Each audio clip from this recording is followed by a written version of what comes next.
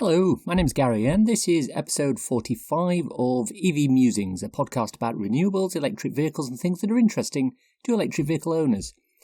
On today's show we'll be talking to people who've bought the first mass market industry-leading EV, the Model 3. Before we get started, I wanted to thank people for listening to the podcast.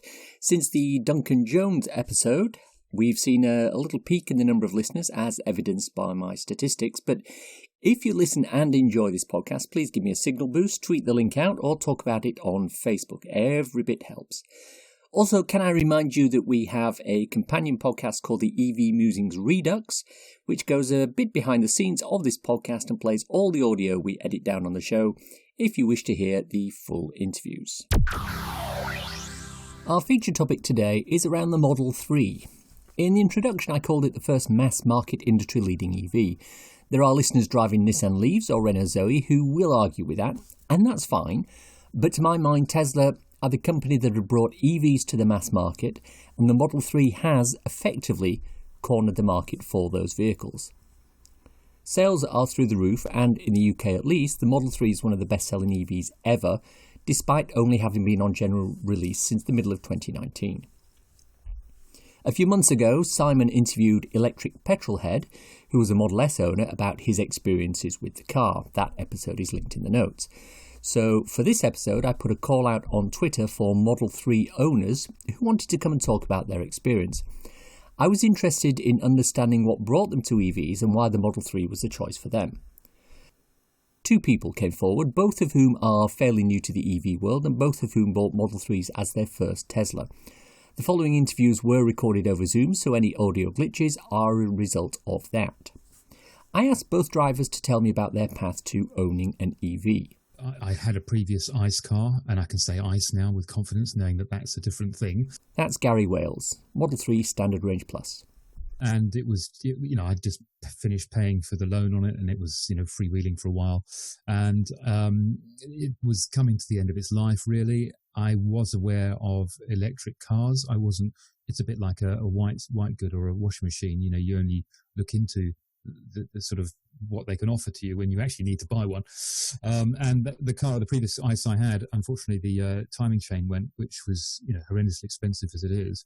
And so my idea about getting my next car being electric was brought forward.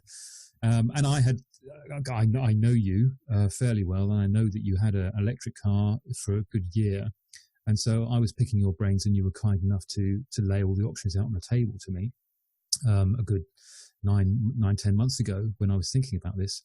And then you mentioned all these different models, and you mentioned the Tesla Model 3, which I hadn't heard about, actually, to be honest, at that point.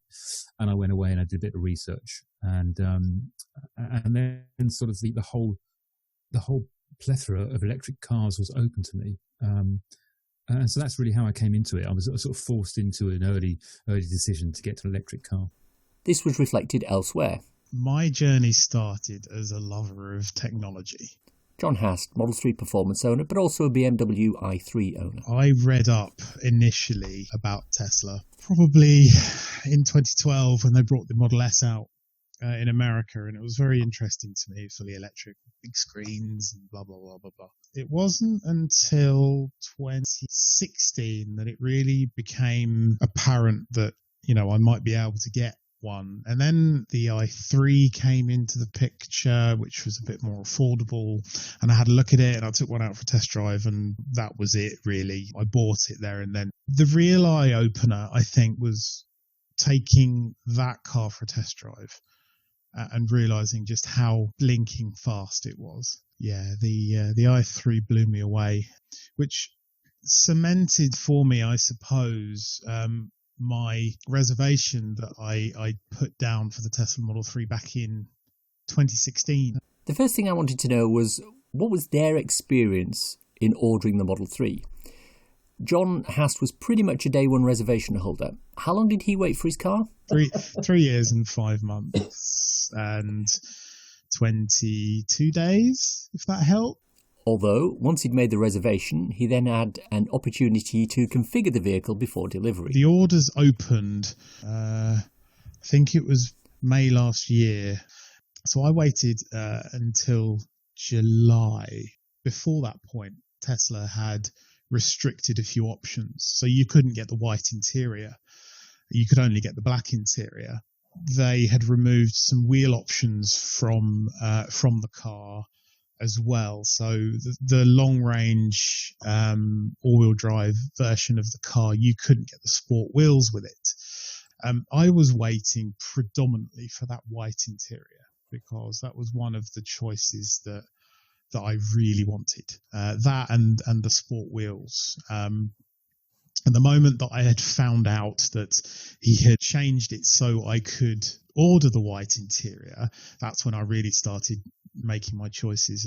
Gary got his through a lot quicker. How long did he wait? I think it was 3 months actually, which was wasn't too bad. I think it was extended a little bit. So I remember picking it up and they didn't have it on the day, and I was at Heathrow, so I had to get a previous older model, which was great fun for a week and getting it to dance for friends and what have you. But obviously I was anxious to get the Model 3 and having driven both, the 3 was much more my style. So yeah, I think it was 3 months. I think it could have been shorter. And during that time, of course, like most people who order a Model 3, you're watching the ships come from San Francisco and various other places and hoping that it gets to Southampton, gets to you fairly quick. Gary Wales has purchased his model outright on Tesla Finance, taking a loan, whereas John Hast has leased his Model 3 Performance. Every owner has to name their car, so what did our guys call theirs? I call my Model 3 Fenchurch, and that's just a reference to Arthur Dent's human soulmate from Hitchhiker's Guide to the Galaxy, mentioned on page 1 of the very first book, but sort of more obvious in So Long and Thanks for All the Fish. So yeah, super geeky, aren't we all? I'm a pretty big fan of Tron and that kind of those films, and the car is quite futuristic to me, and it looks fantastic. So I coined the term light runner. Both men got their vehicles through within about 2 or 3 months of each other, and they've both been driving them around on a daily basis since they got them. If you're buying a Model 3, or indeed any Tesla, you're going to be buying into the ethos of the marque. This includes the Supercharger Network. I asked the guys about their experiences with this. Gary Wales was lucky enough to pass one on his way to work, but there was an issue with it. For a good 2 months, that was underwater, and that was always in the press. But then there's one on the way to Reading at various Green Park, which has been fine. And so, annoyingly, of course, with lockdown, I haven't been able to use a supercharger mile, and my supercharger miles are due up in about a month's time, and I don't think I can actually charge it for 500 miles between now and then. So they've extended by a month, but I don't think I'm going to be able to have those supercharger miles. But I've been very happy with the ease of use of the Supercharger Network. I've not found any out of use apart from obviously the flooding issue. And the charge speeds are great. I learned from you and I learned from a lot of people that just a small amount just to get you to the next one is much better than sitting there for 30 minutes to try and charge it up to your full amount. It's just a mindset change, isn't it, really? 120 kilowatts was normal for most of them. I think the only place I've had to wait, which was a very busy charger stop along the M4, Membry Services, I think it was, which they only allowed you to charge to 80% before you had to move your car. We talk a lot on this podcast about range anxiety, so naturally I wanted to see if the Model 3 met the owner's expectations regarding that. For John, there was only one answer. Yeah, it really is.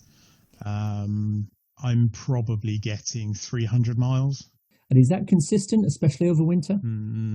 Over winter, I can probably expect 280. But Gary Wales had a slightly different answer. I had some expectations that it wouldn't be as good. And unfortunately, I did buy the car during the middle of winter, which meant that I was quite shocked that I had to charge it every sort of 4 days from almost full to about 15%, and I was only going to Reading and back, which I live in near Fleet, so it's not far, it's 14 miles or something. But of course, with the warm weather, you're picking up a lot more miles, your watt hours, what's per hour, much less. So that was a little bit of a stinger. But if I can plug it at home, I just have to forget that. I'm not overly penny pinching. It's still obviously cheaper than fuel. Gary mentioned charging at home. I wanted to know what setup these guys had for their home charging. John Hast.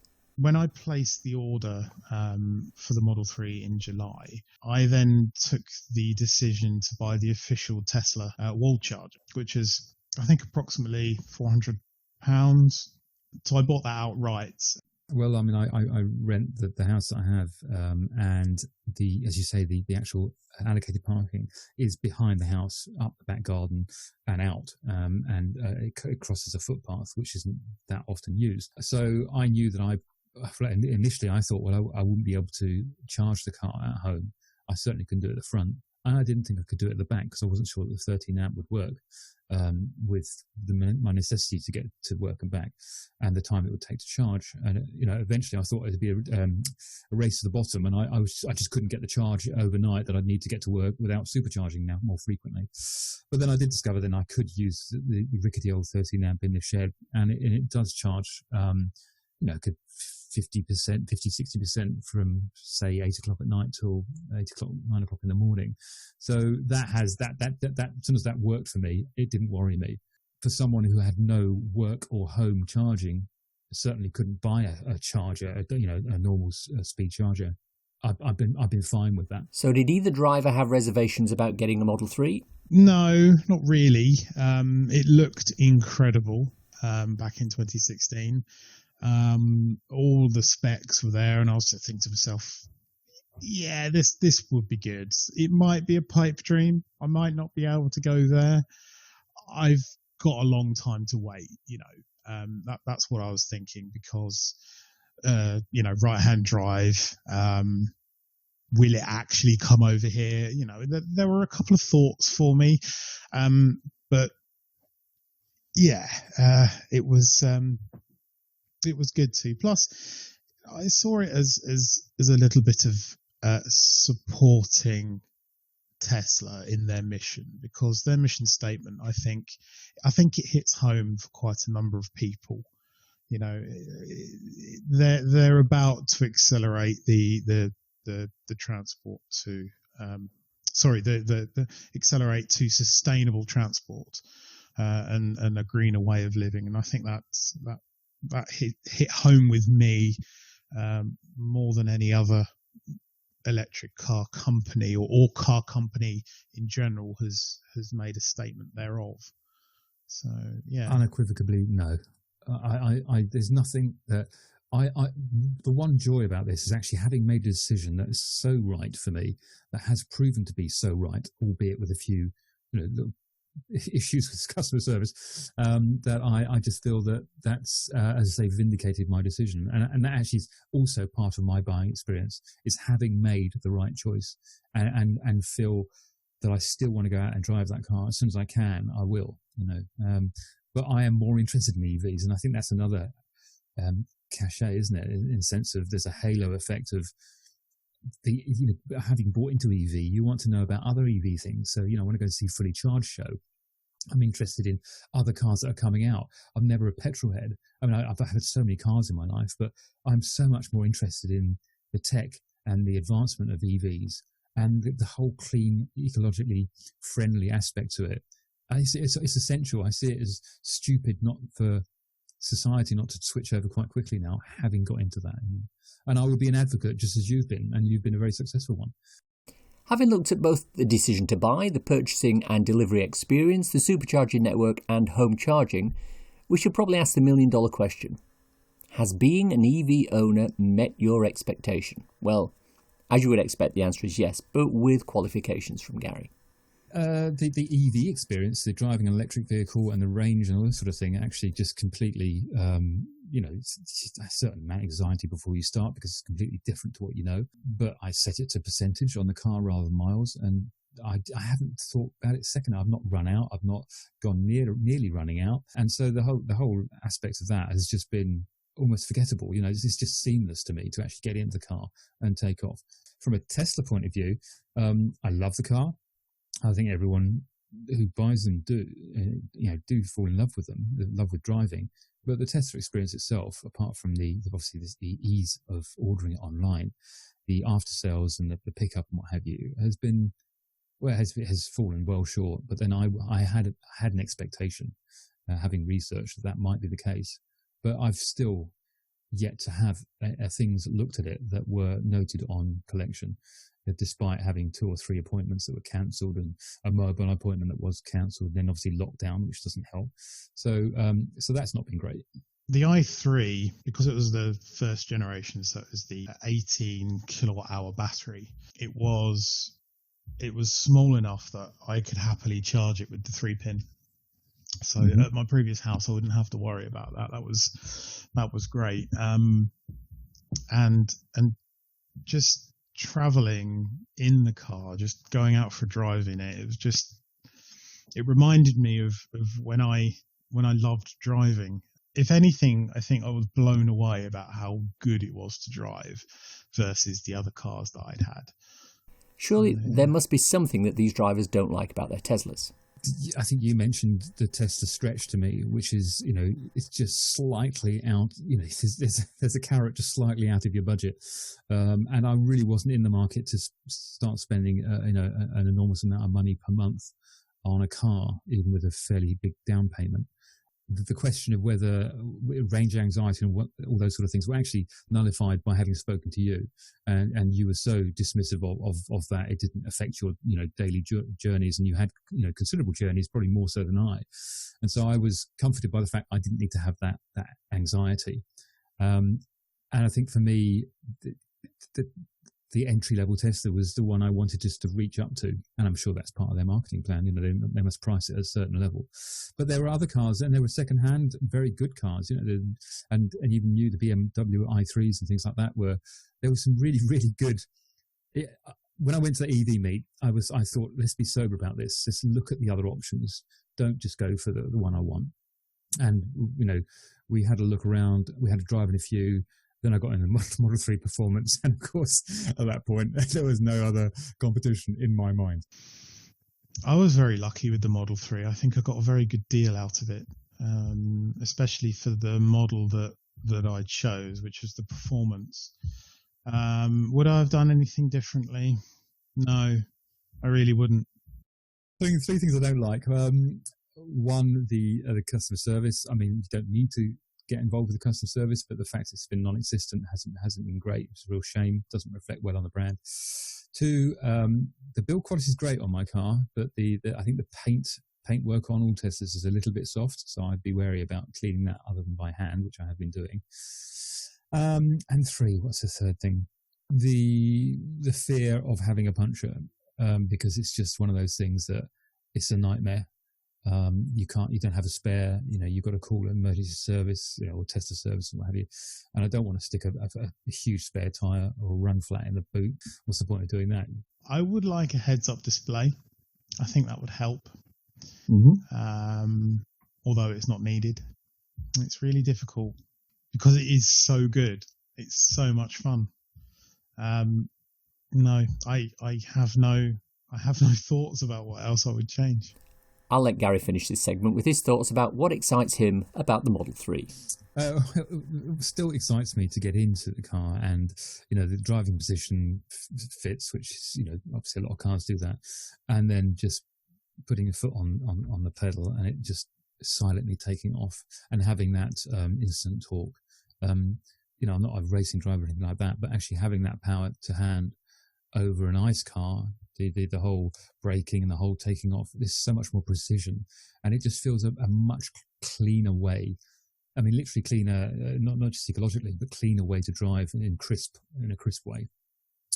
And I just that's something that I think all EV drivers will get. So that to me is an EV driving experience. For the Tesla specifically, it's I just love the car. I love the shape of the car. I love the way the car came with the trim and the wood dash thing, which a lot of people don't. And of course, the fairly frequent updates. I got into the car last week and I updated another software, and now it can recognize bins and things. It's crazy that something I bought 5 months ago now has more features and is a better car than it was. That to me is that's the future, isn't it? I mean, that's just downloading ability to your car. It's like unwrapping a new present each time, and that's kept my momentum going about the enjoyment of driving an EV car. I think is having that regular update, and of course there's you can like or dislike Tesla, you're either a fanboy or you're not. And I'm not particularly a fan of Elon Musk, for example, but I think the whole personality of Tesla in the car, at least, is an enjoyable thing. I really do. I embrace that technology part of it. It's time for a cool EV or renewable thing to share with you listeners.